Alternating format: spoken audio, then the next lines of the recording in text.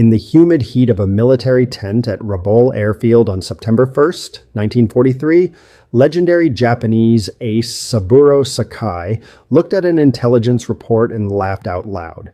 He had only one good eye left. The other had been torn away by an American gunner a year earlier. But what he read seemed like a complete joke. The report stated that the Americans had produced a new fighter, heavy as a bomber and wide as a transport plane, called the Hellcat. To the elite pilots of the Imperial Japanese Navy, this new aircraft looked like a massive design failure, weighing twice as much as their legendary Mitsubishi Zero.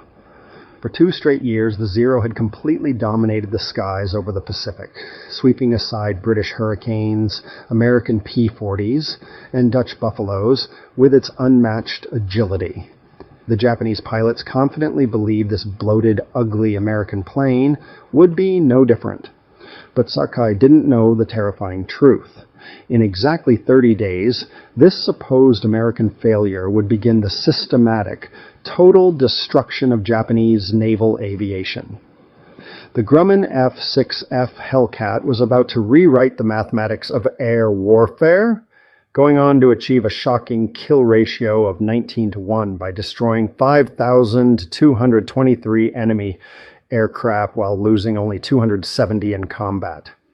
Within 6 short months, the very pilots laughing at the reports would be writing their final letters home, discovering that encountering a Hellcat meant a statistical certainty of death.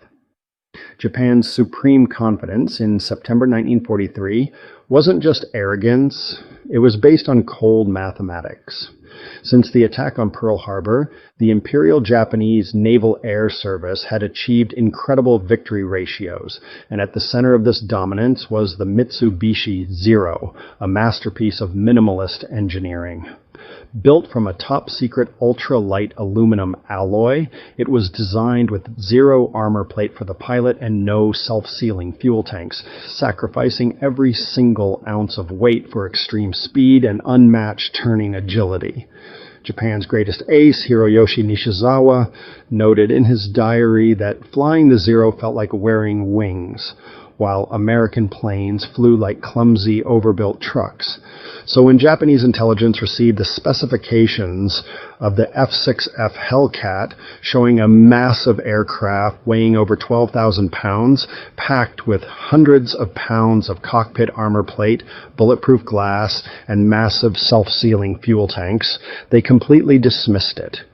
Captain Minoru Genda, the tactical mastermind behind Pearl Harbor, concluded that the Americans had learned absolutely nothing, trying to overcome pilot skill with the sheer weight of machinery. Traditional Japanese doctrine was entirely based on the turning dogfight, and on paper, the Zero could turn inside a tight 612-foot radius, while the heavy Hellcat required over 900 feet, making it seem completely helpless.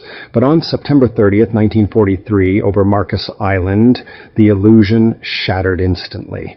When Zeros dove to engage a flight of Hellcats, expecting a standard turning fight, the Americans completely refused to play by the old rules. Instead of turning, the Hellcat pointed its nose straight up into the sky.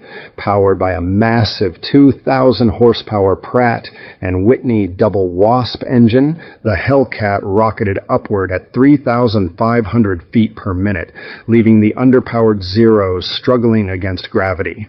As the Zeros stalled out in the thin air, the heavy Hellcats performed a flawless hammerhead turn, diving straight down onto their tails and unleashing a devastating wall of lead from 6.50 caliber machine guns that tore the unarmored Zeros to pieces.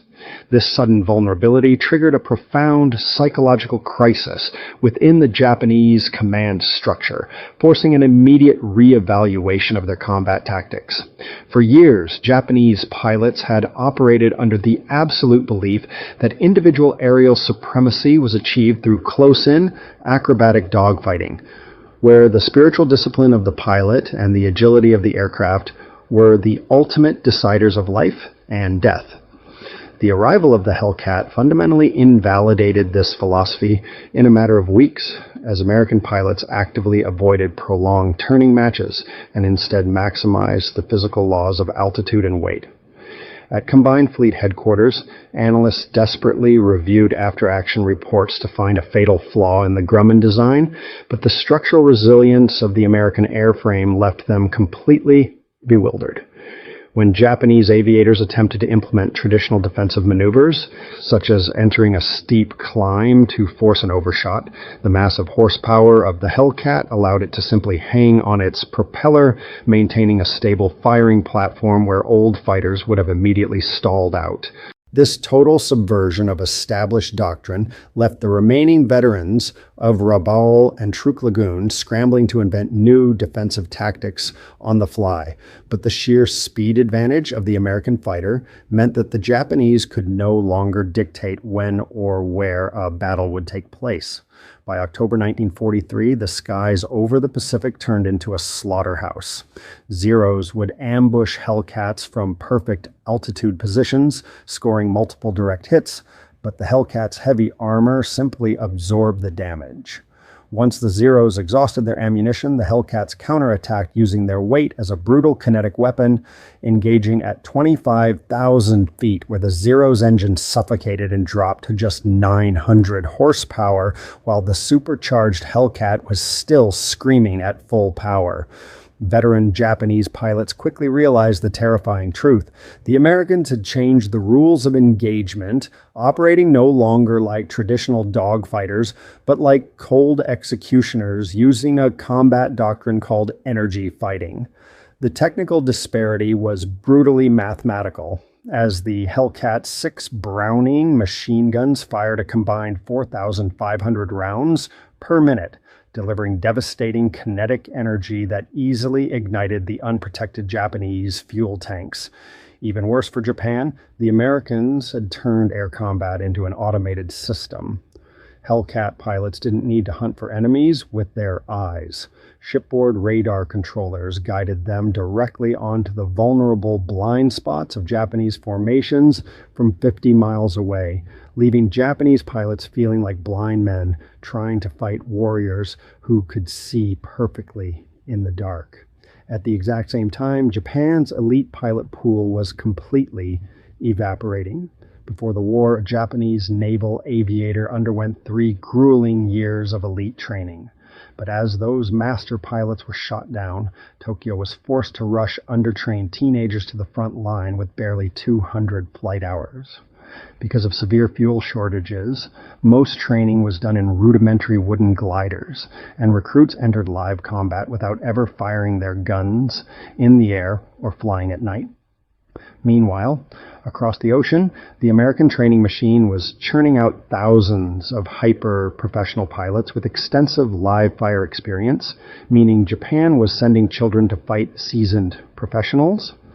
The ultimate clash of these two opposing philosophies occurred on June 19, 1944, during the Battle of the Philippine Sea, an event forever burned into history as the Great Marianas Turkey Shoot.